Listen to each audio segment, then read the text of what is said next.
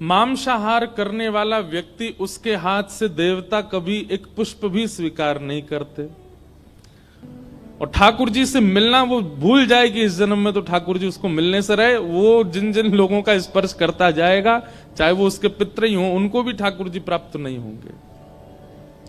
अगले जन्म में वही बनेगा फिर जिसको आपने खाया था ना, जिन जिन के मांस आपने खाए हैं वे सब अगले जन्म में मित्र बनकर के आएंगे। बकरा, मुर्गा और जो भी आपने पाए, वो सब आपस में एक ही कॉलोनी के मित्र बनेंगे। और एक दिन एक का जन्मदिन होगा, उस जन्मदिन में ये चारों पांचों सब जाएंगे और जाकर के एक टेबल पे बैठेंगे। वहां आप परोसे जाओगे, क्योंकि आप वो बन के आओगे।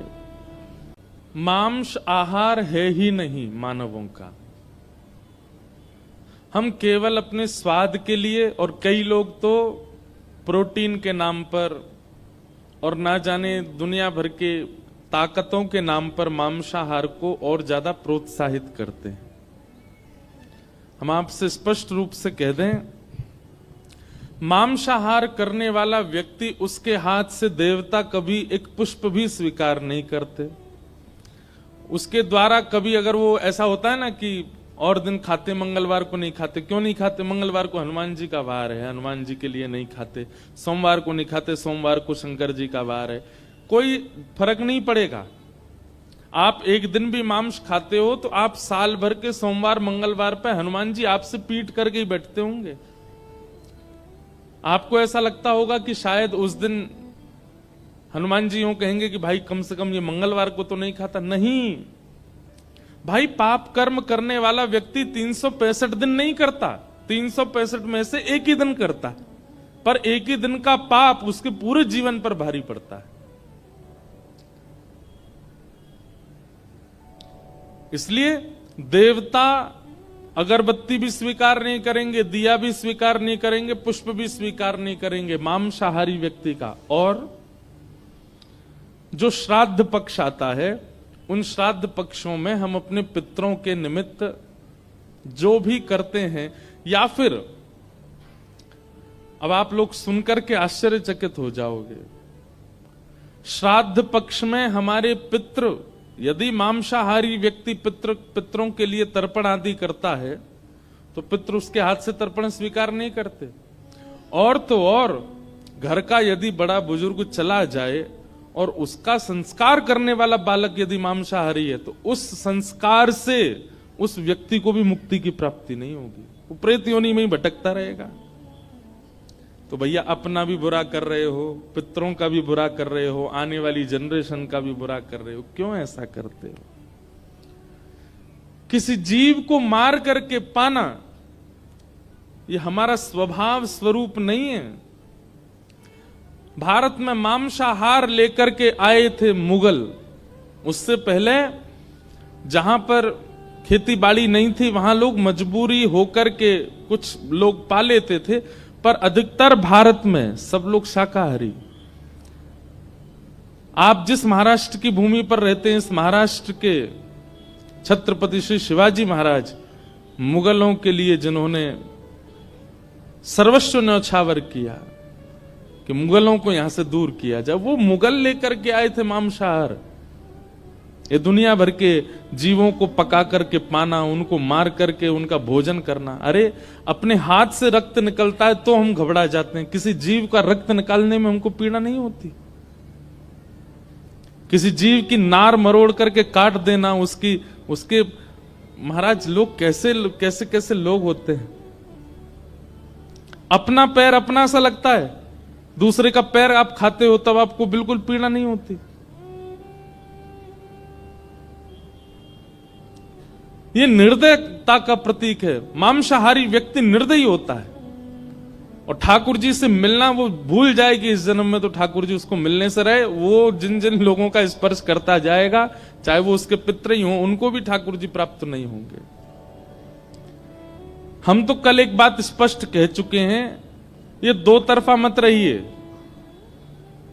वो सब भी करना है, कथाएं भी सुननी है, पंढरपुर भी जाना है, वृंदावन भी जाना है, गिरिराज जी भी जाना है, और फिर कोल्हापुर आकर के वीकेंड्स पे पीना भी है, खाना भी है, शादियों में जाकर के भी उल्टा सीधा करना है। ये दो पक्ष वाले, दो नाव में पैर रखने वाला डूबता ही है, गिरता ही है, पार नहीं होता।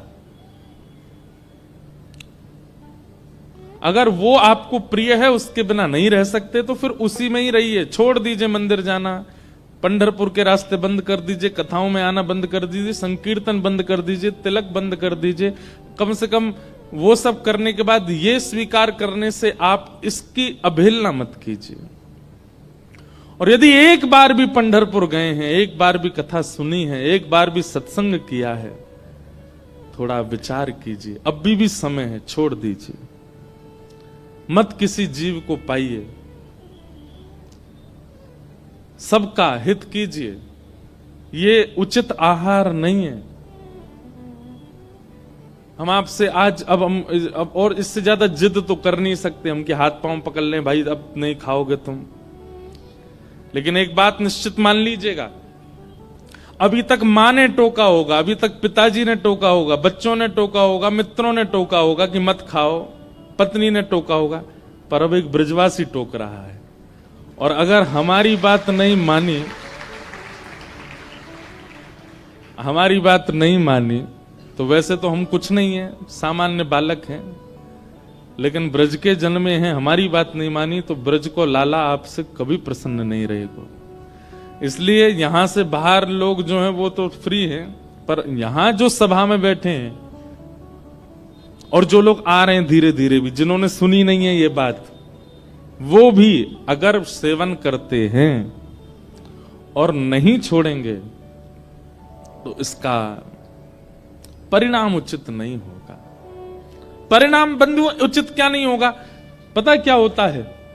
अगले जन्म में वही बनेगा फिर जिसको आपने खाया था ना, जिन जिन के मांस आपने खाए हैं वे सब अगले जन्म में मित्र बनकर के आएंगे। बकरा, मुर्गा और जो भी आपने पाए वो सब आपस में एक ही कॉलोनी के मित्र बनेंगे। और एक दिन एक का जन्मदिन होगा, उस जन्मदिन में ये चारों पांचों सब जाएंगे और जाकर के एक टेबल पे बैठेंगे। वहां आप परोसे जाओगे, क्योंकि आप वो बन के आओगे और फिर ये आपको खाएंगे।